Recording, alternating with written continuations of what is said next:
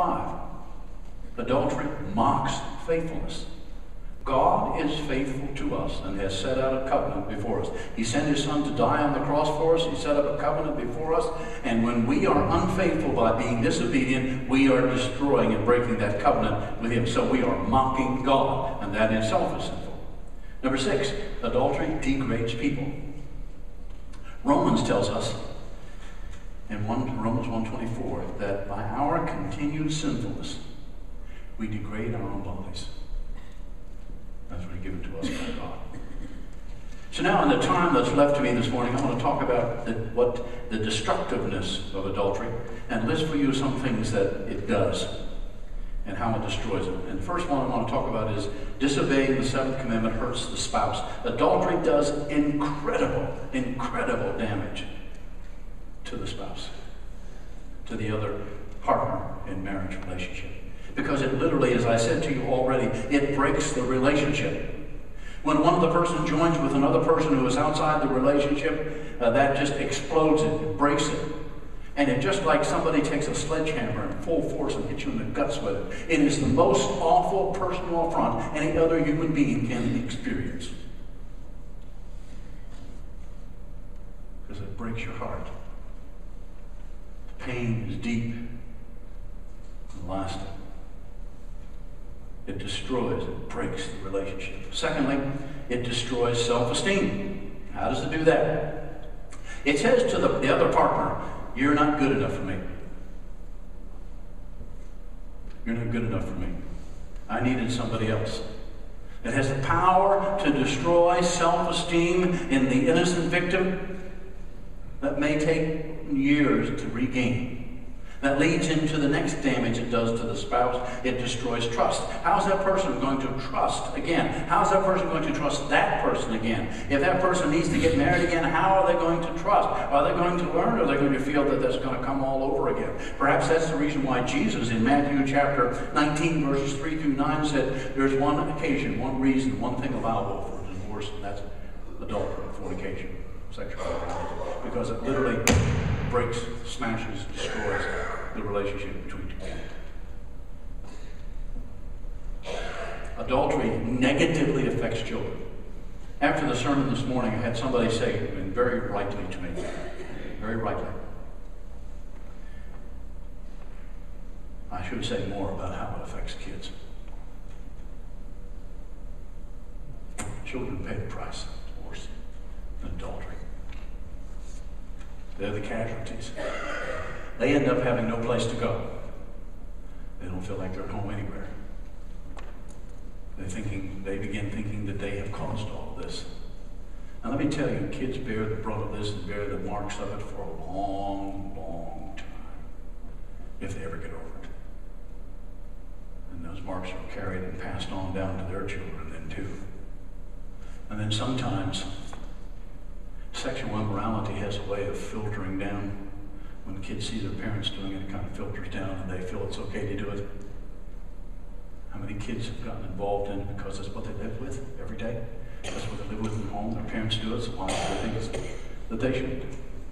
They do. Children pay a price. And one of the things that statistics that I don't have hold of right now, but I know the inclination is there, the children of divorce often end up divorcing themselves. Adultery negates one's spiritual influence too. The person who is involved in adultery messes up their whole influence spiritually. So when they step outside the laws of God, they lose the respect of community as well as children in terms of the relationship with God. So adultery hurts the spouse, breaks their heart, breaks their life, it destroys their self-esteem. Disobeying the 7th commandment also hurts the individual. It does incredible damage to the person involved in it. And among believers, first of all, it usually occurs when a person's faith and belief is weak.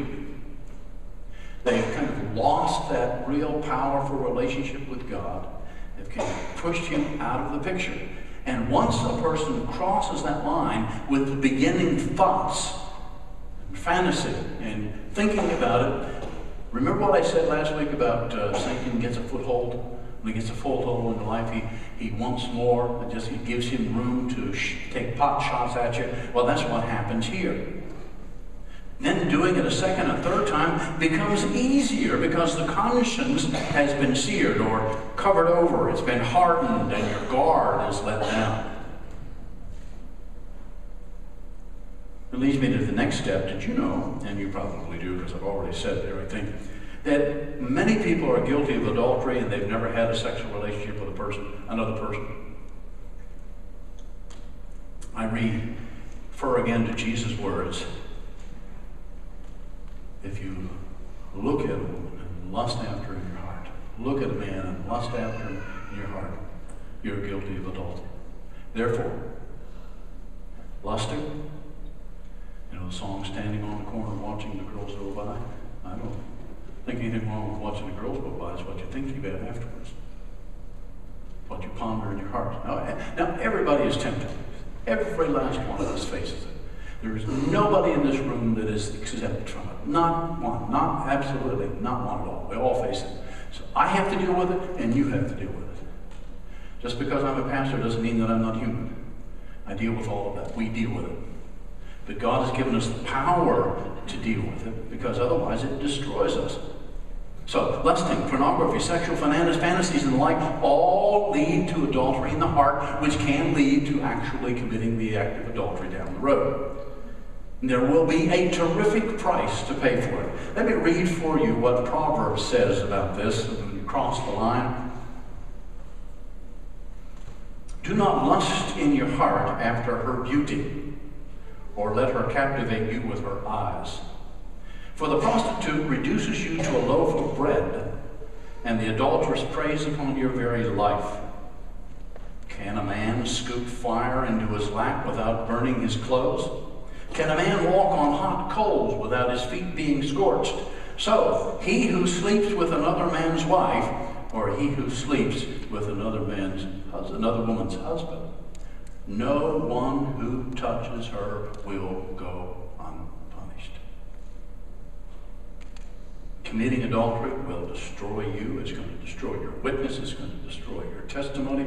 It'll take away a witness that you have spent years trying to build. In a few minutes, in a few hours, in a few days' time, it'll be gone. And let me tell you, you can rebuild and find forgiveness. God will always forgive. Always, always, always. The cross was made so that all could find forgiveness, regardless of what sin it is. But odds are, the testimony will never be as powerful again. In our world, it's very difficult to avoid sexual stimulation, so we have to be ready for it. Turn back to Ephesians chapter 5 just for a minute. I'm going to refer to this verse several times, but chapter 5, verse 1 says, be imitators of God. And he tells us, as dearly loved children, and so on and so forth. But he says in verse 3, something that the church needs to hear. But among you, there must not be even a hint of sexual immorality or any kind of impurity, because these are improper for God's holy people.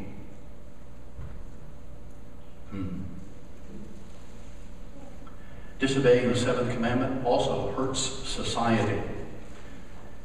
As the family goes, so goes society. And when we look around us, we see the family unit being destroyed. I've mentioned this a couple of times in some of these sermons because places where they dovetail together. And I wonder, there have been many nations, and if you look and study, for example, Rome, sexual immorality brought Rome to its knees. Most nations that die because of that. Is America next? It may be. That's why you and I, as God's people, need to covenant together to do something about it, to take a stand now. Put on the whole armor of God. Allow the Holy Spirit to live within us, that we might take our stand against all of this.